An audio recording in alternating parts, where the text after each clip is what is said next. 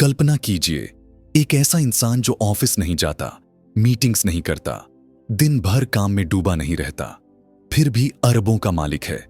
जब पूरी दुनिया हसल में लगी थी, वह समंदर किनारे बैठकर आराम कर रहा था और उसका बैंक बैलेंस लगातार बढ़ रहा था। क्या वाकई यह संभव है? क्या बिना ज्यादा मेहनत किए, सोच समझकर एक सिस्टम बनाकर भी अमीर बनाया जा सकता है? नमस्कार दोस्तों, आज हम बात करने जा रहे हैं एक अनोखी किताब द लेजी बिलियनियर के बारे में, जिसे लिखा है रॉबर्ट स्टीफन ने। इस किताब में बताया गया है कि कैसे उन्होंने कम काम ज्यादा दिमाग के सिद्धांत पर चलते हुए एक ऐसा सिस्टम बनाया जिसने उन्हें दुनिया के सबसे लेजी अरबपतियों की लिस्ट में ला खड़ा किया। रॉबर्ट एक आम मध्यम वर्गीय परिवार से थे, जहां हर कोई यही कहता था, मेहनत करो, बिजी रहो, वरना पीछे रह जाओगे। लेकिन रॉबर्ट ने एक दिन खुद से सवाल किया, क्या सफलता का मतलब सिर्फ भागना है, या फिर सही ढंग से सोचकर सिस्टम बनाना भी एक रास्ता हो सकता है? बीच पर बैठा आदमी जो सिर्फ 30 मिनट देता था और चलती थी 10 करोड़ की कंपनी, रॉबर्ट की जिंदगी किसी ड्रीम लाइफ से कम नहीं थी। वह रोज सुबह लेट उठते, बीच पर बैठकर कॉफी पीते और सिर्फ 30 मिनट अपने फोन पर खर्च करते। बस इतने में ही उनकी मल्टी मिलियन डॉलर कंपनियां चलती थीं। उन्होंने सिखाया कि काम मत करो, काम करवाओ, टाइम को बेचना बंद करो, उसे खरीदो। इस किताब का संदेश यही है, बिजी मत बनो, स्मार्ट बनो। अध्याय 1, कुछ ना करना भी एक कला है। इस अध्याय में रॉबर्ट स्टीफन की सोच को बिल्कुल अलग नजरिए से पेश किया गया है, जो परंपरागत सफलता की परिभाषा को चुनौती देती है, जहां पूरी दुनिया लगातार भागदौड़ को ही सफलता की सीढ़ी मानती है। ज्यादा मेहनत करो, देर रात तक जागो, तभी कुछ बनोगे। वहीं रॉबर्ट एक बिल्कुल उल्टी दिशा में सोचते हैं। उनका मानना है कि रुकना, सोचना और सिस्टम बनाना ही असली समझदारी है। उनके लिए लेजी होना कोई आलस्य नहीं, बल्कि यह एक बुद्धिमत्ता की अवस्था है, जहां आप खुद को बार बार यह पूछने की आजादी देते हैं कि क्या मैं वही कर रहा हूं जो सबसे जरूरी है। रॉबर्ट कहते हैं कि जब लोग शरीर को मजबूत करने के लिए एक्सरसाइज करते हैं, तब वह अपने आइडियाज को व्यायाम कराते हैं, सोचते हैं, गहराई से सोचते हैं और सोचकर ऐसे सिस्टम बनाते हैं जो उनके लिए काम करें, ना कि वह काम के लिए जाए। जब लोग संघर्ष में फंसे होते हैं, सुबह से रात तक कुछ ना कुछ करते रहने में, रॉबर्ट तब एक ऐसा ढांचा बनाते हैं जिसमें मेहनत नहीं, मशीनरी काम करती है। उन्होंने अपने जीवन में एक बेहद सरल लेकिन प्रभावशाली नियम अपनाया, कम करो, सोचो ज्यादा और सिस्टम बनाओ। यह सोच हमें बताती है कि हर समय व्यस्त रहना ही सफलता नहीं है, बल्कि सही समय पर सही चीज पर दिमाग लगाना असली सफलता है। रॉबर्ट का मानना है कि अगर आप हर काम खुद कर रहे हैं, तो आप अपनी ऊर्जा बर्बाद कर रहे हैं। असली चालाकी यह है कि आप ऐसे सिस्टम्स बनाएं जो आपकी गैर मौजूदगी में भी चलते रहे। यह अध्याय हमें सिखाता है कि कुछ न करना भी एक कला है, बशर्ते आपने ऐसा सिस्टम खड़ा किया हो जो आपके बिना भी आगे बढ़ सके। अध्याय 2 थे, बिजनेस ऑफ डूइंग नथिंग। इस अध्याय में रॉबर्ट स्टीफन की वह सोच उजागर होती है जिसने उन्हें भीड़ से अलग और आगे कर दिया।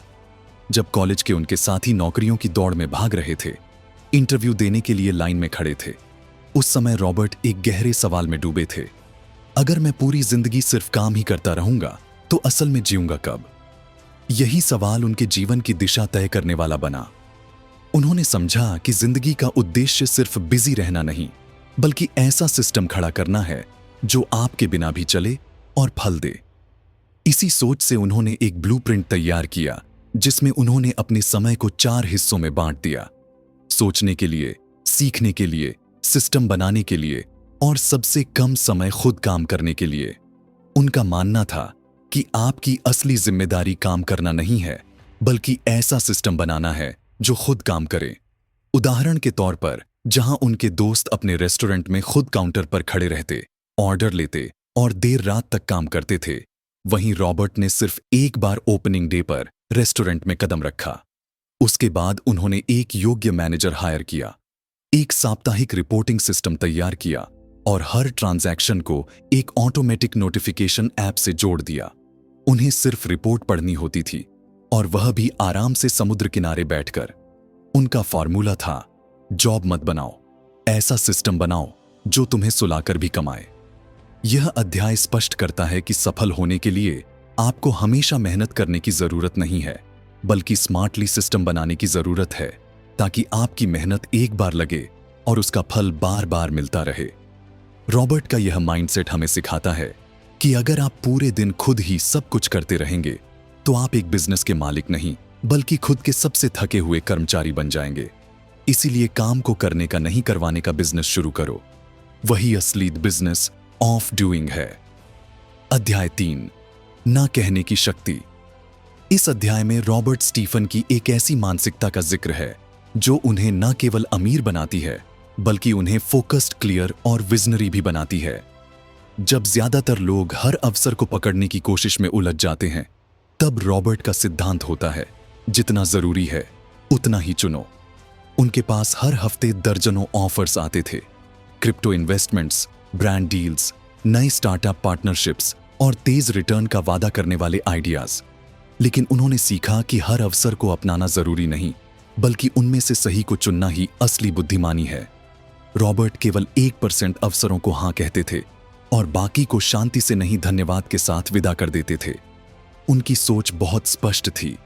हर बार जब तुम किसी डिस्ट्रैक्शन को हां कहते हो तो असली अवसर को ना कह रहे होते हो। यह लाइन उनकी सफलता का मूल मंत्र है। रॉबर्ट मानते हैं कि सफल होने के लिए सबसे पहले जीवन में स्पष्टता लाना जरूरी है। क्या आपके लिए सच में जरूरी है और क्या सिर्फ बाहरी चमक है? उन्होंने जाना कि हर चमकती चीज सोना नहीं होती और हर इन्वेस्टमेंट, हर डील या हर नया ट्रेंड आपके विजन से मेल नहीं खाता। उनकी सोच थी ना कहना कोई असभ्यता नहीं, बल्कि अपनी प्राथमिकताओं की रक्षा करना है। यही वजह थी कि उन्होंने केवल उन्हीं चीजों पर हां कहा जो उनके बनाए हुए सिस्टम और दीर्घकालिक दृष्टिकोण के साथ पूरी तरह मेल खाती थी। उनका निर्णय कभी भावनाओं पर नहीं, बल्कि लॉजिक पर आधारित होता था।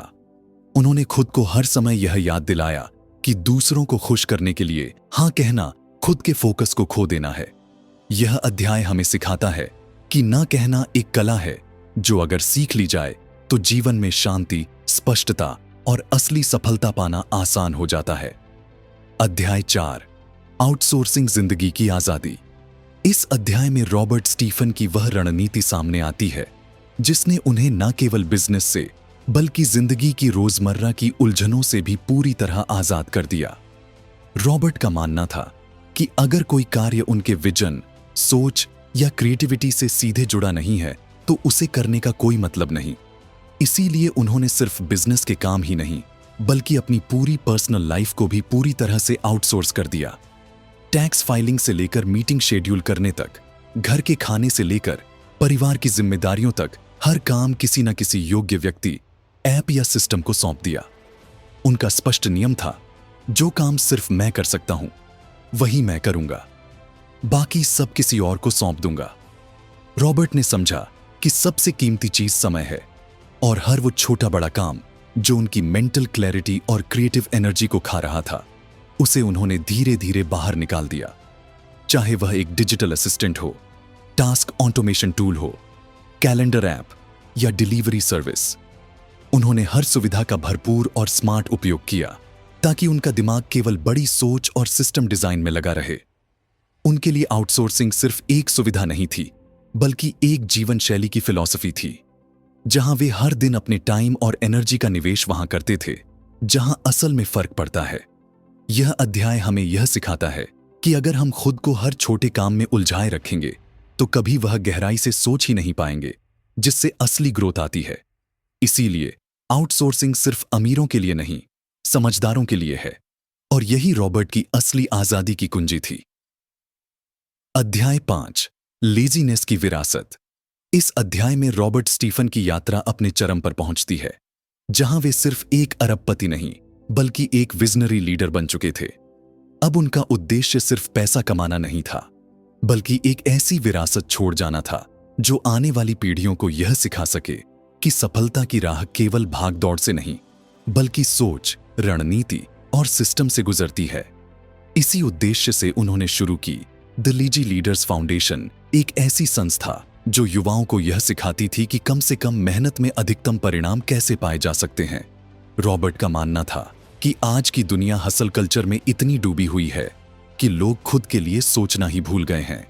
लेकिन उन्होंने यह साबित कर दिया कि सोचने की आदत दौड़ने से इस फाउंडेशन के जरिए वह युवाओं को सिखाते थे कि कैसे अपनी एनर्जी को सोच और सिस्टम में लगाकर वे ऐसी जिंदगी डिजाइन कर सकते हैं जिसमें काम कम और असर ज्यादा हो।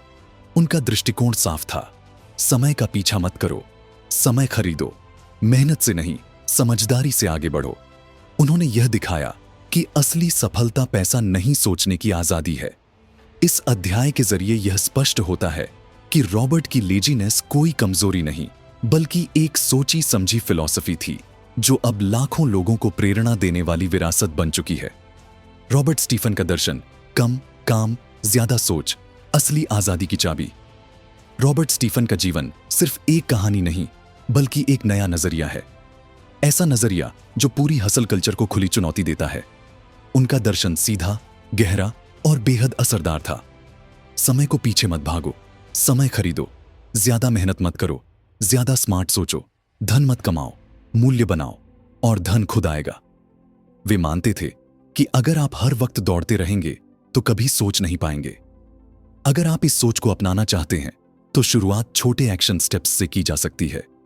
रोजमर्रा का एक छोटा काम किसी और को सौंपिए, जैसे बिल पेमेंट या grocery on order. System thinking अपनाइए। ट्रेलो, नोटियन या गूगल शीट्स जैसे टूल्स से अपना काम व्यवस्थित करें। ना कहना सीखिए, हर चमकती चीज जरूरी नहीं होती। अपनी स्किल्स में निवेश करें, खाली मेहनत में नहीं। और सबसे जरूरी, हर हफ्ते खुद के साथ बैठिए बिना किसी काम के सिर्फ सोचने के लिए। निष्कर्ष यही है कि रॉबर्ट स्टीफन ने हमें दिखाया कि असली सफलता पसीने से नहीं सोच और सिस्टम से आती है। पैसा सबसे बड़ी पूंजी नहीं है, समय और माइंडसेट है। अब फैसला आपका है। क्या आप भीड़ में भागते रहेंगे या अपनी सोच से कुछ अलग और सच्चा बनाएंगे? अगर यह समरी आपको प्रेरणादायक लगी हो तो वीडियो को लाइक करें, चैनल को सब्सक्राइब करें और कमेंट में बताएं कि अगली किताब की समरी आप किस विषय पर देखना चाहेंगे। याद रखिए, लेजी बनिए लेकिन स्मार्ट बनिए। लाइक, शेयर एंड सब्सक्राइब करना ना भूलें ताकि सारी वीडियो पहले मिले।